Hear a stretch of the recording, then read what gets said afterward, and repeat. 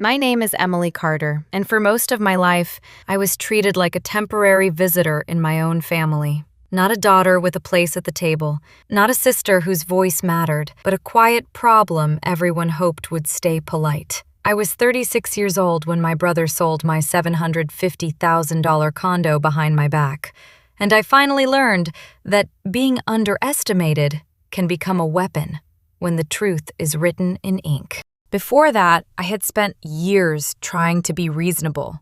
I worked hard, paid my own bills, answered family calls even when they only wanted favors, and smiled through dinners where my achievements were treated like accidents. My father, Richard Carter, liked to say family should forgive quickly. What he really meant was that I should forgive quickly, while everyone else did whatever they wanted. My stepmother, Vanessa, mastered soft cruelty. She never shouted.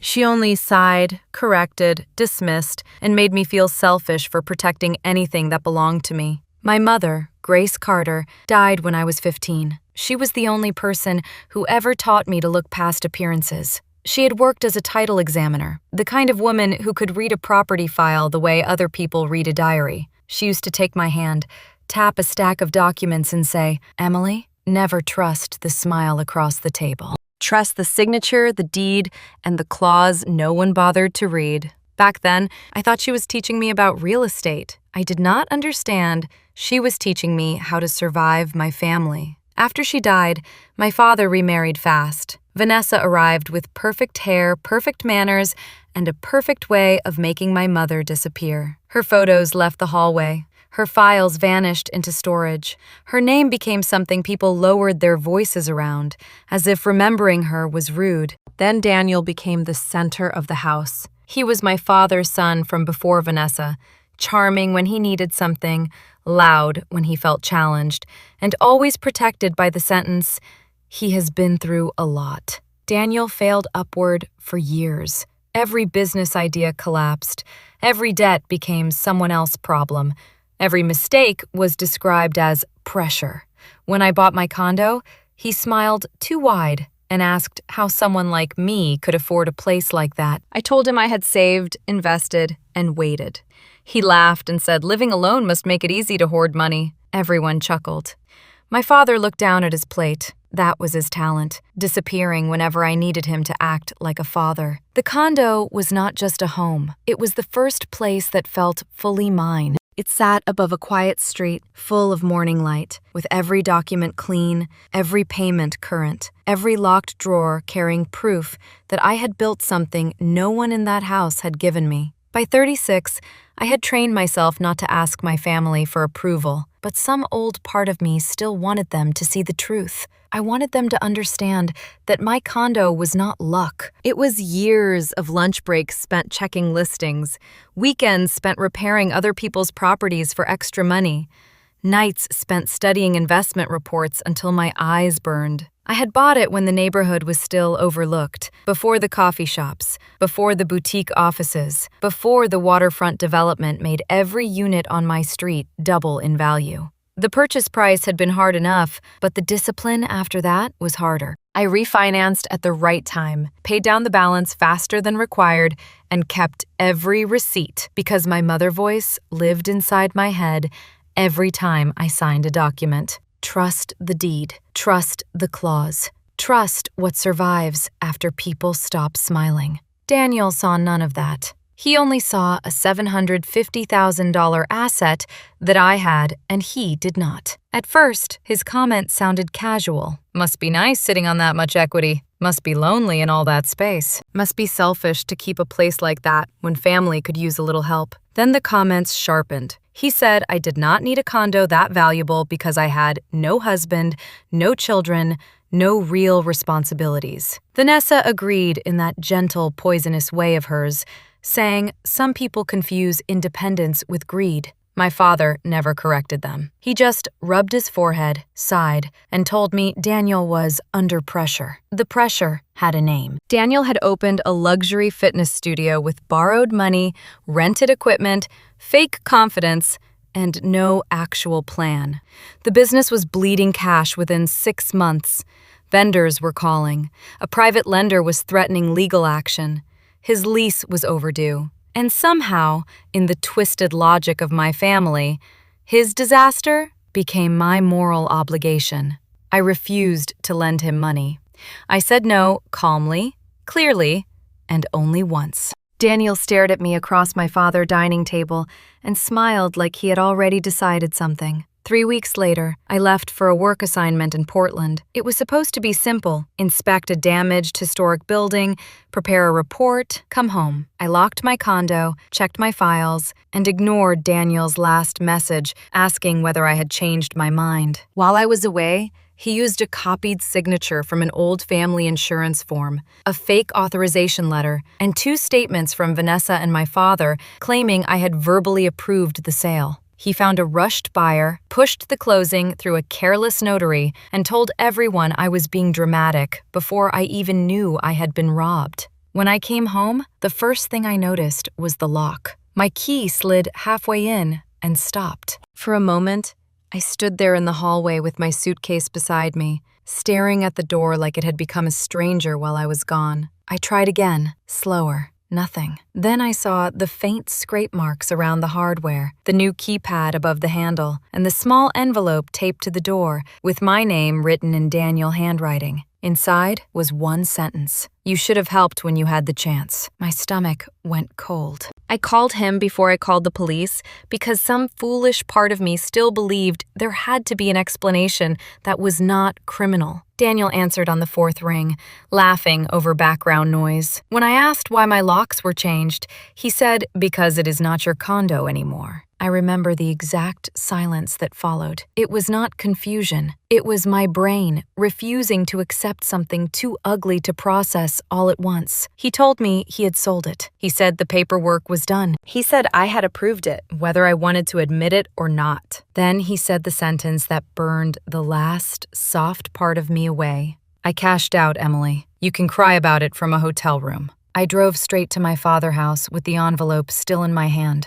Vanessa opened the door like she had been expecting me. She did not look shocked. She looked inconvenienced. My father sat in the living room with Daniel, and neither of them stood when I walked in. I asked them who had signed the authorization. Daniel leaned back and said, "Family assets should serve family needs." I told him my condo was not a family asset. Vanessa sighed and said, "Emily, you have always been so rigid about ownership. Your brother was drowning. You were living alone in a luxury condo." My father finally spoke, but not to defend me. He said Daniel made a desperate choice, but calling police would destroy the family. I looked at him and asked whether fraud had destroyed the family or whether naming it would. He looked down again. Always down. That night, I checked into a small hotel using the same credit card I had used to buy my first set of condo keys. I called the title company listed on the transfer notice Daniel had left inside the envelope. A junior employee answered first, then went quiet when I gave my name. 20 minutes later, a senior attorney called me back. Her voice was careful, too careful. "Miss Carter," she said, "there appears to be a serious irregularity." Then she told me something Daniel had not known. My condo was protected by a transfer restriction my mother had added through a private trust years earlier, and no sale could be valid without direct biometric confirmation, attorney review, and my written consent in person. The attorney name was Linda Moore, and she did not sound like someone who panicked easily. That made her concern more frightening. She explained that the buyer had not yet received clean title because the final insurance review had flagged the trust restriction. Daniel had rushed the closing, pressured the notary, and submitted a packet that looked official enough to move forward, but not strong enough to survive a full legal audit. Then Linda said the name of the buyer, and for the first time that night, the ground under Daniel's plan cracked open. The buyer was Thomas Reed, a private investor whose company I had quietly invested in 6 years earlier through a small employee fund connected to a preservation project. Daniel did not know that. My family did not know that. They thought I was just Emily, the difficult sister with a lonely condo and too many rules. Thomas knew me differently.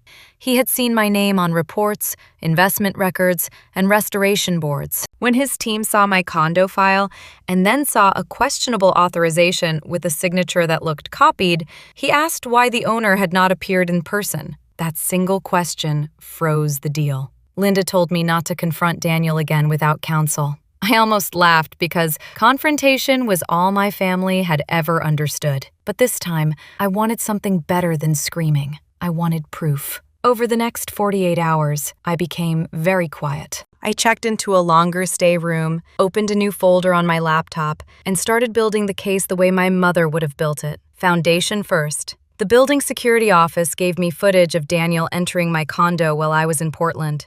The storage company confirmed he had paid movers to remove my furniture under the claim that I was relocating. The notary office sent a scan of the authorization, and my copied signature sat there on the page like an insult pretending to be law. Linda obtained the closing emails. Daniel had written that I was emotionally unstable and preferred not to attend. Vanessa had signed a statement saying I had agreed during a family dinner. My father had signed another saying I trusted Daniel to handle the process. The lie was not just Daniel anymore. It had fingerprints all over it. Then Daniel gave me the gift every arrogant person eventually gives. He texted me, "Stop digging, you lost. Take the hint." A minute later, another message arrived. "You should be grateful I left you with nothing worse." I took screenshots, saved them twice, and sent everything to Linda. On Saturday evening, Vanessa called to invite me to what she called a family resolution dinner at Daniel Fitness Studio. I knew exactly what it was.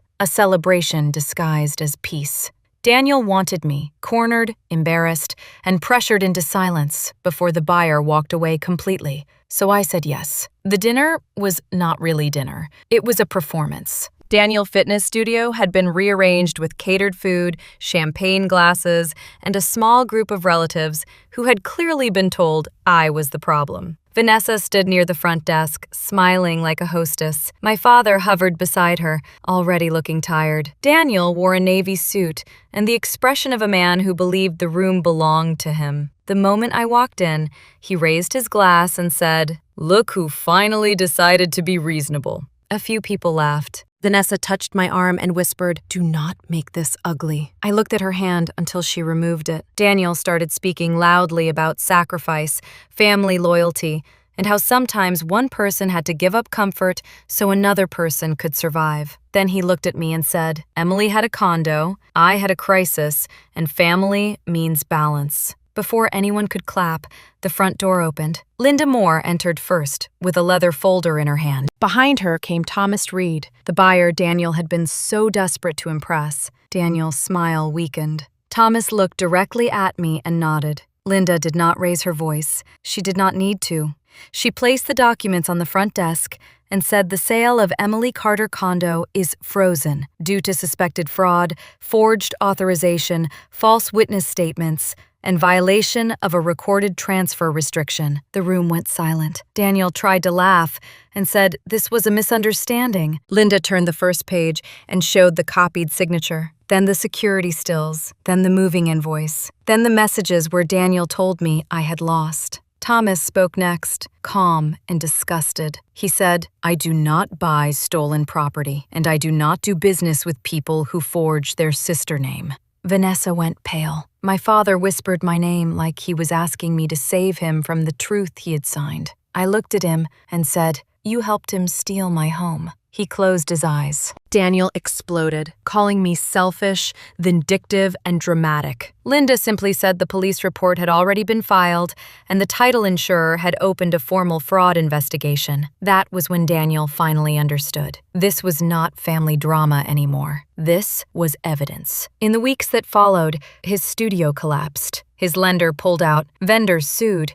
and the notary investigation exposed every rushed lie in the sale packet. Vanessa stopped calling me ungrateful after her own statement became part of the case file. My father sent apology after apology, but I did not answer quickly. I got my condo back. I changed every lock, restored every room, and placed my mother-framed note above my desk. Trust the clause no one bothered to read. Daniel thought selling my home would erase me. Instead, it revealed exactly who everyone was. Thank you so much for listening until the very end. If Emily's story touched your heart, reminded you to protect what is yours, or made you think about the cost of staying silent, please leave a comment below. Do not forget to subscribe, click the bell icon so you never miss the next story, and share this with someone who needs it. Goodbye for now, and I will see you in the next story.